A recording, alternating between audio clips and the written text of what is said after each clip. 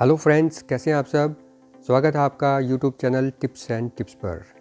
Friends, बहुत से comments आ रहे हैं कि न्यू पे कमीशन के अकॉर्डिंगली पे फिक्स कैसे करनी है। तो इसी को मद्देनज़र रखते हुए हम इस वीडियो में कुछ बेसिक कंसेप्ट्स क्लियर करने की कोशिश करेंगे। इससे अपनी पे फिक्स करने में हेल्प मिलेगी। तो जैसे 10 300 34 800 इसे हम बोलेंगे पे बैंड बोलेंगे इसको। तो इसमें जो 10 300 है, ये है पे इन पे बैंड, इसको बोलते हैं हम पे इन पे बैंड। और इसमें अगर जैसे 3600 हम लेते हैं तो उसको बोलते हैं हम ग्रेड पे। और तो इन दोनों को ऐड करके टोटल बेसिक पे बन जाती है 13900। ठीक है फ्रेंड्स, बेसिक्स को क्लियर करने के बाद हम एग्जाम्पल से भी समझेंगे कि पे फिक्सेशन कैसे करनी है। तो वीडियो को पूरा देखिएगा। चलिए अब हम बात करते हैं पे मैट्रिक्स की। तो पे मैट्रिक्स क्या है? It is a record chart of salary range to be used while implementing changes in the salary structure of government employees। और जो पे मैट्रिक्स होता है उसमें कॉलम्स होते हैं divided on the basis of pay levels के बेस पर कॉलम्स डिवाइडेड होते हैं and rows showing increments. Revised pay rules 2009 means Himachal Pradesh civil services rules 2009। जो पिछला कमीशन आया था उसके बारे में इसमें बात की गई है। और रिवाइज्ड पे रूल्स 2009 की रिवीजन की गई थी 2012 में, जिसमें एम्प्लॉइज़ को हायर पे बैंड और ग्रेड पे दिया गया था। अब हम बात करेंगे ऑप्शन की। तो ऑप्शन के लिए कौन सा मल्टीप्लिकेशन फैक्टर यूज़ करना है। तो इसमें अगर कोई एम्प्लॉई जिसने रिवीजन का बेनिफिट नहीं लिया था 2012 में, तो उसके पास मल्टीप्लिकेशन फैक्टर चूज़ करने का ऑप्शन है 2.59। तो 31 दिसंबर 2015 तक जो एग्जिस्टिंग बेसिक पे है इसी को कंसीडर करेंगे 1 जनवरी 2016 में, और उसे मल्टीप्लाई करेंगे फैक्टर 2.59 से और फिर राउंड ऑफ कर देंगे नियरेस्ट रुपी में। लेकिन अगर रिवीजन 2012 के इम्पैक्ट को कंसीडर किया जाए तो पे दो तरीक़ों से कैलकुलेट की जा सकती है। मेथड 1 में जो एग्जिस्टिंग बेसिक पे है एज ऑन 31 दिसंबर 2015 उसी को कंसीडर करेंगे और मल्टीप्लाई कर देंगे 2.25 से। और मेथड 2 में हम पे कैलकुलेट करेंगे notionally by ignoring the benefit of revision 2012। तो उससे जो प्रिजम्पटिव पे आएगी एज ऑन 31 दिसंबर 2015 उसी को हम कंसीडर करेंगे फॉर 1 जनवरी 2016 और मल्टीप्लाई कर देंगे उसको फैक्टर 2.59 से। चलिए अब हम बात करेंगे ACP की। ACP क्या है? Protection of benefits under the existing assured career progressive scheme. तो जो बेनिफिट मिलता है इसमें कब? 4-9-14, इसको हम 4-9-14 भी बोलते हैं, यानी कि 4 साल, 9 साल और 14 साल के बाद एक इंक्रीमेंट मिलती है। तो during first 14 years an employee gets ACP after 4, 9 and 14 years. Himachal Pradesh civil services revised pay rules 2022 यानी कि 3 जनवरी 2022 से पहले जिन एम्प्लॉइज़ के केसेस फाइनलाइज नहीं हुए हैं उनको डेल्ट किया जाएगा। They will be dealt in accordance with provision of existing ACP scheme. अब यहाँ पे देखिए साफ मेंशन किया गया है कि जिन एम्प्लॉइज़ को 2012 का रिवीजन का बेनिफिट नहीं मिला था, यानी कि वे अनरिवाइज पे स्केल ले रहे थे और उन्होंने ACP भी ले ली थी, तो रिवाइज पे स्ट्रक्चर में उनको ACP का बेनिफिट मिलेगा। 1/3/2022 की नोटिफिकेशन के बाद ACP का बेनिफिट नहीं मिलेगा until separate notification or instruction in this regard is issued by the government। चलिए फ्रेंड्स, अब हम एग्जाम्पल से समझते हैं कि पे फिक्सेशन कैसे करेंगे।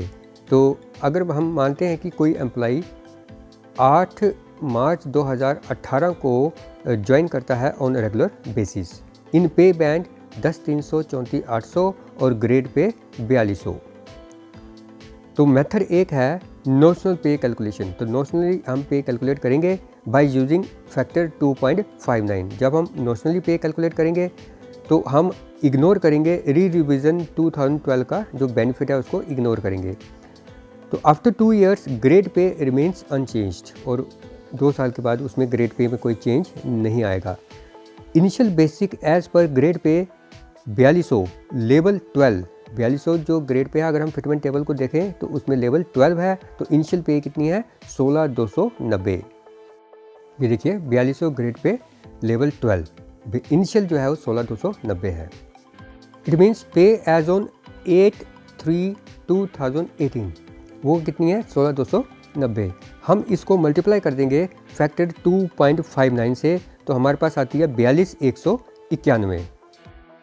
अब 42191 के इक्वल या जस्ट हायर वैल्यू हम ढूंढेंगे कि फिटमेंट टेबल में लेवल 12 में कहाँ आ रही है। तो वो सेल 1 में वैल्यू आ रही है 43,000, 43,000। तो इसी को हम कंसीडर करेंगे और यहाँ पे फिक्स हो जाती है।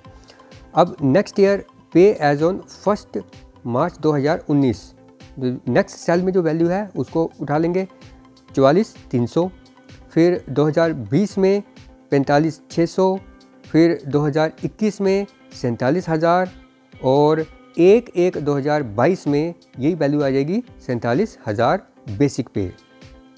फ्रेंड्स, अब हम ग्रोस पे कैलकुलेट करते हैं एज ऑन 1 जनवरी 2022। 1 जनवरी 2022 को कितनी ग्रोस पे बनती है। तो बेसिक जैसे हमने देख लिया 47,000 आ गई हमारे पास, उसके ऊपर डी लगेगा 28%, 28% डी के हिसाब से 13,160 ऐड कर देंगे। CA 200, 250 जितना भी होगा तो हम 200 कंसीडर कर लेते हैं। फिक्स्ड मेडिकल अलाउंस 400 रुपये, HRA 400 रुपये, तो जो ग्रोस सैलरी यहाँ पे बन रही है 61,160 रुपये ग्रोस सैलरी बन रही है। तो फ्रेंड्स, यहाँ तक हमने मेथड 1 में नोशनली पे कैलकुलेट करना सीख लिया। अब मेथड 2 में एक्चुअल पे ड्रॉन के बेस पर हम पे कैलकुलेट करेंगे, जिसमें री रिविज़न का बेनिफिट जो है, री रिविज़न 2012 का जो बेनिफिट है उसको हम कंसीडर करेंगे, यानी कि हायर ग्रेड पे में हम शिफ्ट हो जाएंगे। तो इस केस में जो मल्टीप्लिकेशन फैक्टर यूज़ होगा वो 2.25 होगा। तो 8/3/2018 को जो पे इन पे बैंड है वो है 10,300, ग्रेड पे कितना है 4200, टोटल बेसिक पे बन गई 14,500। 1/3/2019 को पे इन पे बैंड हो जाएगा 10,740 जब एनुअल इंक्रीमेंट लग जाएगी, और ग्रेड पे 4200, तो टोटल बेसिक पे 14,940। 1/3/2020 को पे इन पे बैंड हो जाएगा 11,190 आफ्टर एनुअल इंक्रीमेंट, और ग्रेड पे 4200, तो टोटल बेसिक पे हो जाती है 15,890। और यही जो 8/3/2020 को री रिविजन का जो बेनिफिट मिलेगा, तो पे इन पे बैंड रहेगा 11,190, ग्रेड पे 5400 हो जाएगी, और टोटल बेसिक पे बन जाएगी 16,590। ठीक है, अब यहाँ पे देखिए ग्रेड पे एनहेंस हो गया, यहाँ पे इंक्रीज़ हो गया है। अब 16,590 को हम फैक्टर 2.25 से मल्टीप्लाई कर देंगे, तो हमारे पास वैल्यू आती है 37,327.5। इसको राउंड ऑफ करते हैं तो 37 से 328 मिलती है। तो फिटमेंट टेबल जो है उसमें लेवल 12 में वैल्यू हम चेक करेंगे कि कहाँ पे बैठ रही है। तो सेल 1 की जो वैल्यू ही हमें लेना पड़ेगी, जो मिनिमम वैल्यू है 43,000। तो पे एज ऑन 8/3/2020 हो जाएगी 43,000। 1/3/2021 को 44,300 यानी कि 44,300, और 1/1/2022 को 44,300 पे फिक्स हो जाती है। चलिए फ्रेंड्स, अब हम ग्रोस पे कैलकुलेट कर लेते हैं।